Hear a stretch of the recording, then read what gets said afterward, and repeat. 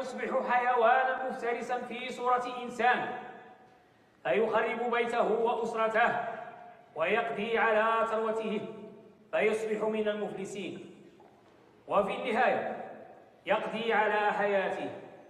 وقال رسول الله صلى الله عليه وسلم: أتاني جبريل فقال: يا محمد، إن الله لعن الخمر وبائعها وشاريها وعاصرها ومعتصرها وشاربها وآكل ثمنها وحاملها والمحمولة إليه وساقيها ومستسقيها.